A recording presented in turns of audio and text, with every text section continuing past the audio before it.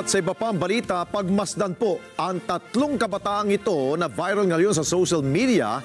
Ito, nangingisay po sila sa gilid ng kalsada na sinasabing humithit ng sigarilyo na tinatawag na black cigarette o tuklaw sa Puerto Princesa, dyan sa Palawan.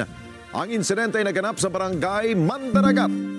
Sa video na ibinahagi sa social media ng netizen, makikita na nakahandusay sila sa kalsada.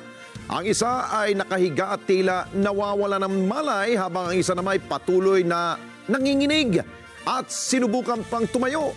Agad naman dinala mga biktima sa pinakamalapit na pagamutan para mabigyan sila ng agarang lunas. Lumalabas sa investigasyon ng otoridad na bago pa nangyari yan, ay nakita na mga ito na naninigarilyo pala sila ng tuklaw, yung black cigarette na yan. Makalipas ang ilang minuto ay isa-isang nangisay, naglupasay at tuluyang humandusay ito sa kalsada. Napaglaman ng tuklaw pala isang uri ng herbal plant na hanggang ngayon ay inaalam pa ang nilalaman nito. Kung ito ba'y masama sa ating kalusugan o katawan ng tao. Alamin natin yan.